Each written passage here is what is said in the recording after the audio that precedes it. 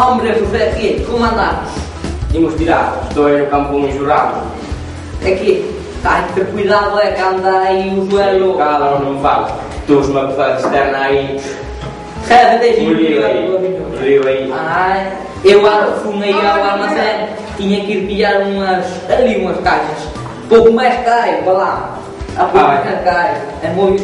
Há que ter cuidado, é? O que é que te ponho? Como um bermoinho. Blanco. Sim.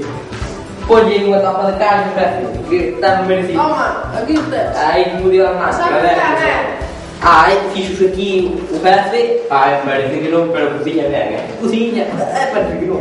Pero, Essa parede que se engana. bueno, o quê? Como anda o país? Bem fodido, é? Bueno, Uma dainha querida. é o que há, está virando tantos milhões. Sim, eu vai presidente. Como não me meteu enganado. Sério. Bueno, quando te metas, já se verá. Por que é mau? Vamos falar o quê? Eu tenho mais a trabalhar na lei, manchadas mais na mais. Aí trabalhar. Temos um vinho muito bueno, não é? Ou como o tinto que eu não sou um racista. Bueno, pois, um tinto, vai ver o que vai aqui. Uma tapinha para a melhor. Toma. Estás-nos acabado se tiver muita demanda, é? Se tiver muita Queres demanda. um petilho, Pedro? Ai, Não, logo aqui. aí, aqui nos pode levar. Esta é a Leinola e Bueno, eu quero querida, todos tiveram gosto da Leinola. Mas como que estás a busto? Como que estás a busto? Ti pensas que eu vou por aí e não pode fumar? Que não se fume no hospital ou no colégio está bem, pero aqui não vá.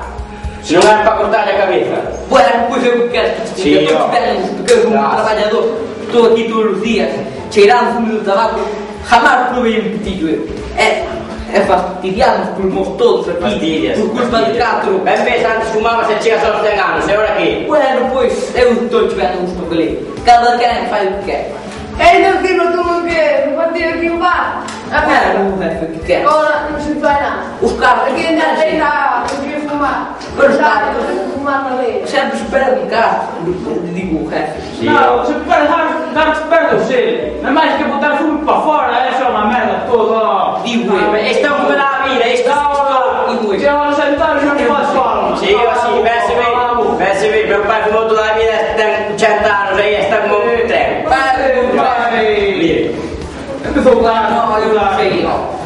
É o bom que já não aguento mais. Sim, A vez acaba de chorar uma vez. Ah, não tem então esta rua não é mais um pouco. Vai, ovelha. Não é contado daqui a pouco. Vamos ver. Vamos colher